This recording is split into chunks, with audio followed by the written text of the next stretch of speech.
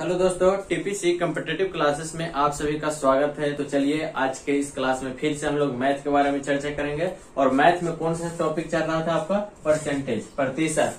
और उसका दो पार्ट आपका हो गया था, पार्ट 1 और पार्ट 2। जो लोग पार्ट 1 वीडियो नहीं देखे हैं और पार्ट 2 वीडियो नहीं देखे हैं वो जरूर देखेंगे ताकि आगे का पूरा समझ में आएगा।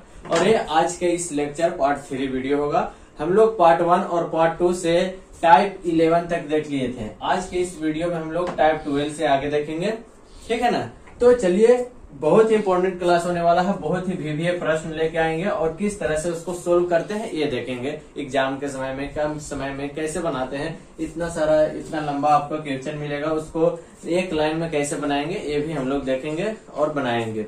चलिए, पहला आज का क्लास का क्वेश्चन है टाइप 12 का। किस तरह से क्वेश्चन पूछता है, उसका फॉर्मूला क्या होता है और किस तरह से हम लोग बनाएंगे, इस सारे चीजों पे चर्चा करेंगे। देखिए, किसी वस्तु के मूल्य में X% की वृद्धि हो जाने के कारण कोई व्यक्ति ने उसकी खपत में इतनी कम कर दी कि उस वस्तु पे खर्च में Y% की वृद्धि हो। यदि मूल्य वृद्धि के पहले वस्तु की खपत Z था तो अब उसकी खपत कितना होगा। अगर इस तरह का अगर प्रश्न पूछे आपसे तो उसका फॉर्मूला क्या होता है?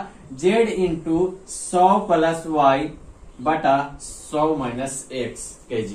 ठीक है, समझ में आया नहीं ना? चलिए क्वेश्चन देखिए, उसके बाद पूरा का पूरा समझ में आ जाएगा। ना समझने वाली बात ही नहीं है। क्वेश्चन देखिए, चीनी के मूल्य में 30% की वृद्धि हो जाने के कारण एक परिवार ने खपत इतनी कम कर दी कि चीनी पे खर्च में केवल 10% की वृद्धि हो। यदि मूल्य वृद्धि के पहले चीनी की खपत 26 kg था तो अब खपत कितना होगा। यानी कि कहने का मतलब है कि चीनी के मूल्य में 30% की वृद्धि हो जाता है, ठीक है ना। जैसा कि अभी महंगाई बढ़ रहा है उसी के अनुसार 30% वृद्धि हो जाता है। तो एक परिवार ने खपत को इतना कम कर दी कि चीनी पे खर्च केवल 10% वृद्धि हो रहा, ठीक है ना।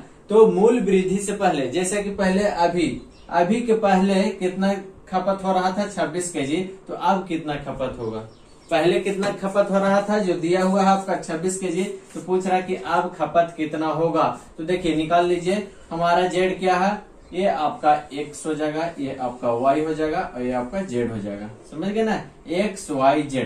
तो हमको Z कितना दिया हुआ है? 26 और 100 प्लस क्या दे देंगे? Y क्या है आपका? 10%। तो 10 यहाँ लिखेंगे। बाटा में क्या हो जाएगा आपका? 100 प्लस X कितना है? 30। तो इसको हल कीजिए। 26 इंटू 110 बटा 130। 1 0 से 1 0 काट लीजिए और 13 दूनी 26 और 11 दूनी 22 kg। यानी कि पहले मूल्य वृद्धि के पहले चीनी की खपत 26 kg था तो अब कितना खपत होगा? 22 kg। कितना होगा? 22 kg। आंसर आ गया। देखे ना, किसी भी प्रकार का बस आपको क्या करना है, ये X हो, ये Y हो गया, ये Z हो गया। तो कुछ नहीं करना है जी। सर बताए हैं कि Z इंटू 100 प्लस Y बटा 100 प्लस X, ये kg हो गया। Z दिया हुआ है आपका 26 kg, Y दिया हुआ है 10% और X दिया हुआ है 30%। बाकी आपके हाथ में है कैलकुलेशन, ठीक है ना। तो इस तरह को क्वेश्चन को ऐसे हम लोग बनाएंगे। आसानी तरीका से एकदम समझने का प्रयास कीजिएगा। अगला देखिए, टाइप 13 नंबर में कुछ नहीं है, बस एक इसी पे है। बस यहाँ पे क्या हो रहा था, किसी वस्तु के मूल्य में X% की वृद्धि हो रहा था। तो यहाँ पे क्या हो जाएगा आपका? X% की कमी हो जाने के कारण कोई व्यक्ति उसकी खपत में इतना वृद्धि कर देता है, इतना खपत में इतना वृद्धि कर देता है, कर दे कि उस वस्तु पे खर्च में Y% की कमी हो। Y% की कमी हो। उस मूल्य वृद्धि के पहले वस्तु की खपत कितना था? उस मूल्य वृद्धि कमी के पहले यहाँ पे हो जाएगा क्या? कमी के पहले उस वृद्धि में कितना Z kg हो रहा था, तो अब उसका खपत कितना होगा?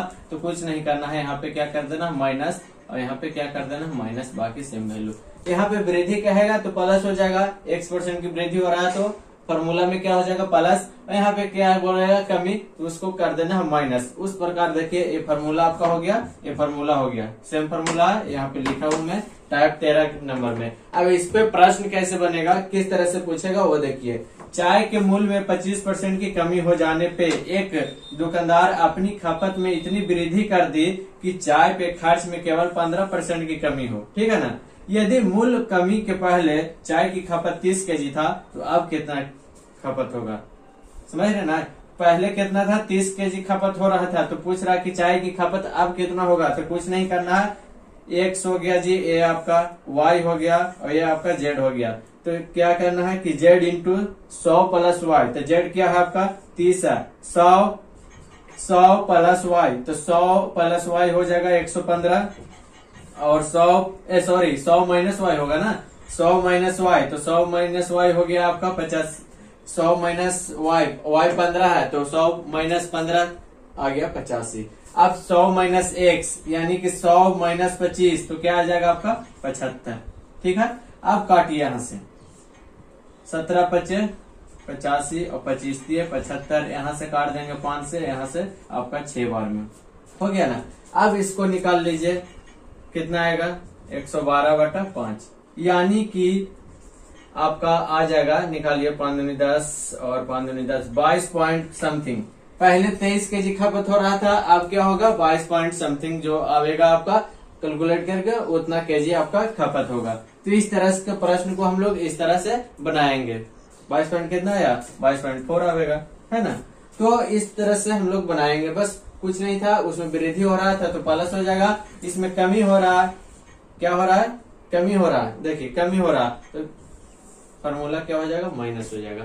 तो समझ गया ना, ये आपका टाइप 12 और 13 सेम कंडीशन का था। 12-13 क्या था, सेम कंडीशन था कि कोई भी वस्तु के मूल्य में x% की कमी हो या वृद्धि हो जाने के कारण कोई वस्तु इतनी खपत कम कर दिया जाए या वृद्धि कर दिया जाए, तो उस वस्तु पे खर्च में y% की कमी या वृद्धि हो, तो वृद्धि या कमी के पहले वस्तु की खपत इतना kg था, तो अब कितना kg खपत होगा। तो प्लस माइनस का खेला है, आप लोग समझिएगा, z into 100 plus minus y बटा 100 प्लस माइनस x। प्लस कब रहेगा, जब हमारा यहाँ पे क्या होगा, वृद्धि होगा तो प्लस, और जब यहाँ पे कमी होगा तो क्या हो जाएगा, माइनस फॉर्मूला में। समझ गए, चलिए ठीक है।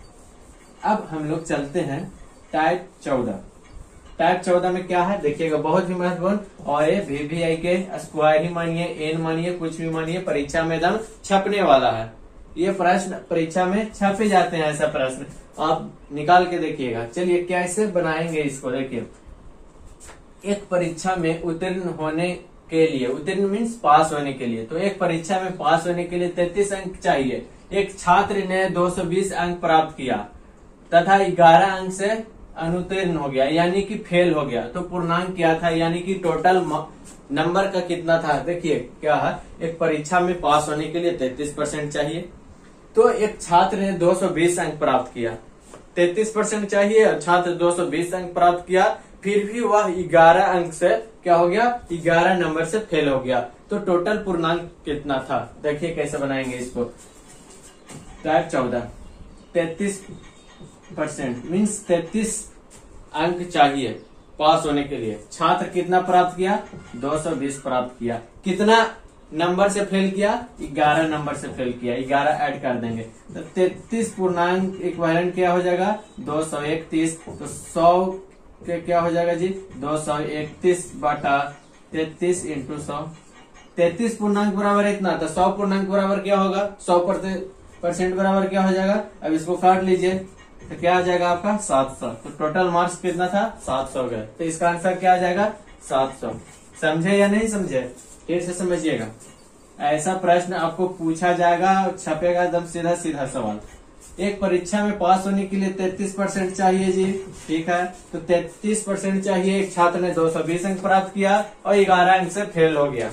तो क्या करेंगे, 220 अंक प्राप्त किया, 11 अंक से फेल हो गया, यानी कि 11 और मिल जाता तो पास हो जाता कि नहीं। तो क्या करेंगे, 11 जोड़ देंगे, 220 में क्या करेंगे, 11 जोड़ देंगे। तो 33% बराबर क्या हो जाएगा, 231। 1% बराबर क्या हो जाएगा जी, 231 बटा 33, यानी कि 100% हमको निकालना है, प्रतिशत 100 निकालना है। तो 231 बटा 33 गुने 100, इसको से काटिए, 7 बार में कटेगा तो ये आ जाएगा आपका 700। टोटल पूर्णांक कितना हो गया, 700 का। तो इस तरह से समझिए, बहुत ही आसानी है, आराम से बनेगा। जब छापेगा क्वेश्चन सीधा सीधा सवाल इसमें। चलिए अगला टाइप 15 नंबर। एक परीक्षा में एक विद्यार्थी ने 23 अंक प्राप्त किया कोई परीक्षा हो रहा, उसमें छात्र ने 23 अंक प्राप्त किया तथा 36 अंकों से अनुत्तीर्ण रहा, यानी कि 36 नंबर से वो फेल हो गया, है ना। 23 अंक प्राप्त किया जी, 23% वो प्राप्त किया, लेकिन 36 नंबर से फेल हो गया, यानी कि और परसेंटेज लाना चाहिए था। इसी परीक्षा में दूसरा का छात्र था जो 35% अंक प्राप्त किया, 35% प्राप्त किया, तो पास होने के न्यूनतम अंक से 48 अंक अधिक लाया। देखिए तेज था, वो धंधा था, चलो नहीं लाया। तेज का देखिए क्या किया कि 35% अंक प्राप्त किया, तो 35 अंक प्राप्त किया, तो जो जितना न्यूनतम रहता है ना कि इतना पे पासिंग मार्क है, पासिंग मार्क से क्या आया, 48 अंक अधिक ले आया। तो उसका पूर्णांक टोटल पूछ रहा है कि कितना नंबर का परीक्षा हो रहा था, इसी का पूछ रहा है। तो देखिए ऐसा प्रश्न आए तो आपको क्या करना है, देखिए कितना 23% है वो प्राप्त किया, एवं 35% प्राप्त किया, तो 35 में से क्या करेंगे, 23% को घटा देंगे, बराबर 35 में से 23 घटा देंगे, बराबर में क्या हो जाएगा आपका, ये 48 अंक अधिक लाया और ये 36 अंक, ये दोनों को ऐड कर देंगे, 48 प्लस 36 को हम लोग ऐड कर देंगे। तो इसमें से इसमें घटाइए, कितना आ जाएगा जी, 12%, और ये कितना आ जाएगा, 8 से 14 और 4 3 7 और 1 8, 12% बराबर 84, 1% बराबर 84/12, यानी कि 100% बराबर क्या आ जाएगा, 84/12 इंटू 100, 12 7 84, तो आ जाएगा 700, यानी कि 700 पूर्णांक का ये भी एग्जाम हो रहा था, ठीक है ना। फिर से समझिएगा, एक विद्यार्थी है जो 23 अंक से क्या हुआ, 23 अंक प्राप्त किया, 36 अंकों से फेल हो गया। इसी परीक्षा में दूसरा विद्यार्थी 35 अंक प्राप्त किया, तो न्यूनतम जो अंक है पास होने के लिए उससे 48 अंक अधिक लाया। तो क्या करेंगे, जो हमारा परसेंटेज है उसमें को घटा लेंगे, बड़ा में से छोटा को घटा लेंगे, और जो अंक हमारा आया है अंक को हम लोग ऐड कर देंगे, तो आपका ये सोल्यूशन आ जाएगा, ठीक है ना। समझिए, ध्यान लगा के समझिए, आपको बिल्कुल समझ में आएगा। तो इस तरह से हमारा 15 नंबर का भी खेला समाप्त हो गया। अब हम लोग चलते हैं 16 नंबर का खेला करते हैं कि किस तरह से इसको बनाएंगे। 16 नंबर में क्या बोल रहा कि एक परीक्षा, देखिए बहुत ही इंपॉर्टेंट है, ये तीनों है जो VVI के बाप है, ठीक है ना, VVI के क्या है, बाप है। तो ये प्रश्न पूछा जाएगा, ध्यान से दीजिएगा। एक परीक्षा में 70% परीक्षार्थी अंग्रेजी में तथा 65% गणित में उत्तीर्ण हुए, यानी कि पास हुए। क्या हुआ कि अंग्रेजी में, वहां लिखना कुछ नहीं है, हम समझाने के लिए लिख रहे हैं, ठीक है ना। 70% अंग्रेजी में और गणित में क्या, गणित में 73% पास हुआ लड़कन, ठीक है ना। तो दोनों विषय में 70% परीक्षार्थी अंग्रेजी में तथा 65% क्या है, गणित में उत्तीर्ण हुए। यदि 73% परीक्षार्थी दोनों विषय में और बोथ, यानी कि दोनों अंग्रेजी और गणित में कितना, 73% परीक्षार्थी दोनों विषय में उत्तीर्ण हुए, यानी कि पास हुए। तो कुल पास परीक्षार्थियों की संख्या 248 था। टोटल पास स्टूडेंट की संख्या कितना है, 248। टोटल पास स्टूडेंट की संख्या 248। तो परीक्षा में बैठने वाले कुल परीक्षार्थियों की संख्या कितनी थी, टोटल पूछ रहा है कि टोटल परीक्षा में कितना स्टूडेंट बैठा था, ये ज्ञात करिए। आपके पास अंग्रेजी में 70% स्टूडेंट पास हुआ, गणित में 65% पास हुआ, और दोनों मिला के गणित और अंग्रेजी में दोनों के विद्यार्थियों की पास होने की परसेंटेज 73% है, और टोटल पास हुआ आपका 248। तो पूछ रहा है कि टोटल परीक्षा में कितना स्टूडेंट बैठा था। चलिए इसको निकालिए। तो इसको निकालने के लिए देखिए, ऐसा प्रश्न आए तो क्या करते हैं कि जो भी पास हुआ है पास वाला को ऐड कर देंगे, और जो दोनों में पास हुआ दोनों विषयों में उसको घटा देते हैं। तो क्या हो जाएगा आपका टोटल बराबर क्या हो जाएगा जी, 70 प्लस 65।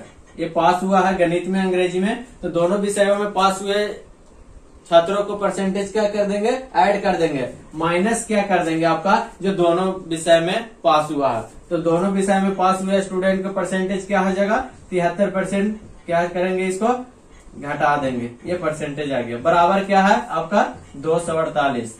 कितना स्टूडेंट पास हुआ, 248। तब इसको निकालिए जी, 5 6 7 13, 135 में से 73 जाएगा, परसेंटेज है ये बराबर 248। अब 135 में से 73 जाएगा, यानी कि 5 में से 3 गया 2, और यहाँ बचा आपका 3 यानी कि 13 में से 7 जाएगा तो 6। 62% बराबर 248।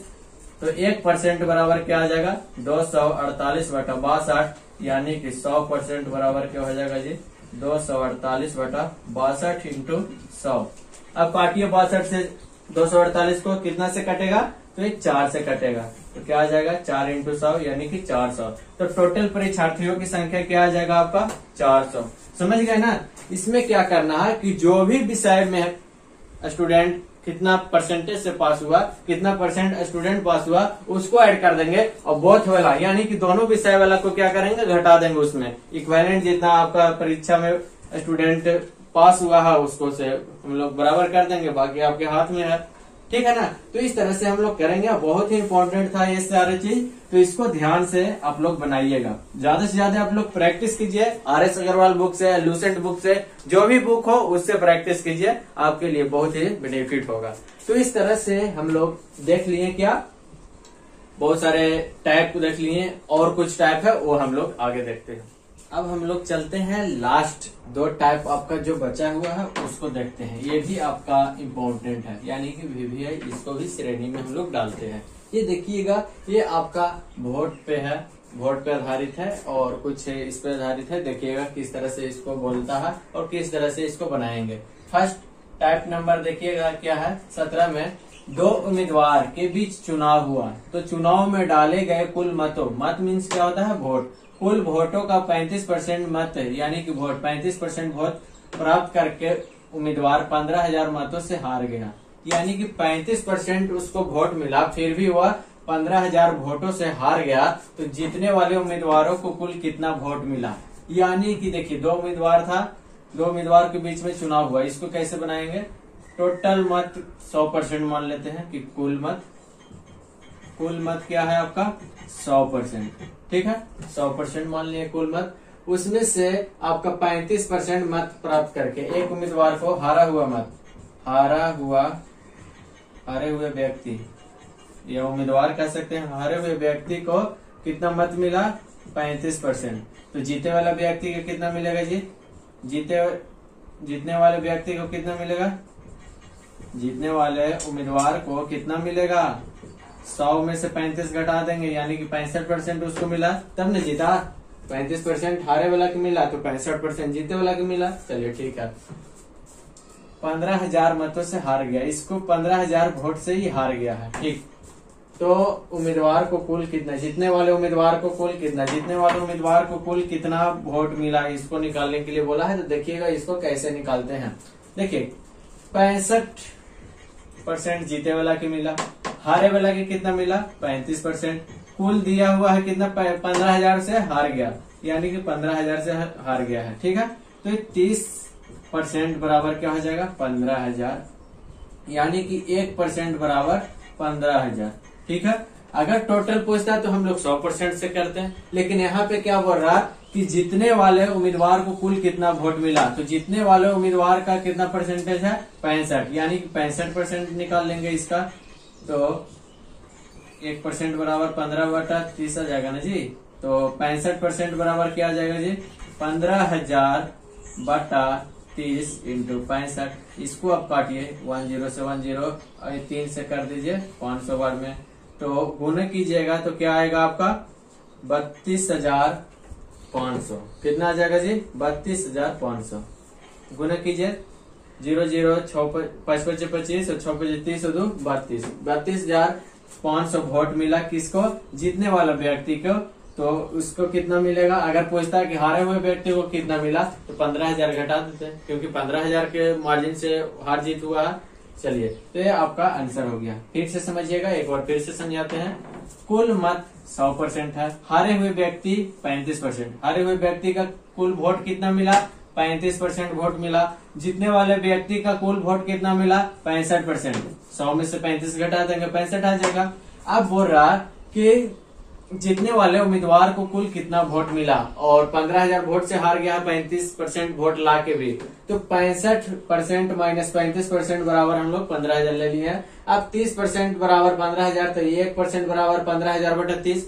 अब पूछ रहा है कि जीतने वाले उम्मीदवार का संख्या मैंने वोट कितना मिला, तो 65% था ना जीतने वाला का, 65%। अगर पूछता कि कुल पूछता तो बाटा में 100 कर देते, 100% का निकालते, 65 की जगह क्या करते हैं 100% का निकालते, तो कुल आ जाता है कि कुल वोट कितना पड़ा दोनों उम्मीदवार मिला के, है ना। तो इस तरह से हम लोग इसको निकालेंगे, बहुत अच्छे तरीके से देखिएगा, समझिएगा। चलिए लास्ट देखिए, टाइप 18 लास्ट है, द एंड हो जाएगा परसेंटेज आपका। एक आदमी अपनी आमदनी का 25% खाने पे, 20% किराए पे तथा 10% पढ़ाई पे खर्च करता है। यदि 75 रुपए आयकर यानी कि टैक्स देने के बाद उसके पास 465 रुपए बचा हो तो उसकी आय कितनी होगी। देखिए उसकी आय, तो आय मान लेते हैं कि आय क्या है 100%। आय क्या हम लोग मान लिए 100%। तो अकॉर्डिंग टू क्वेश्चन चलिए क्या बोल रहा, इतना खर्च कर रहा है, यानी कि आय है जी 100% है जी।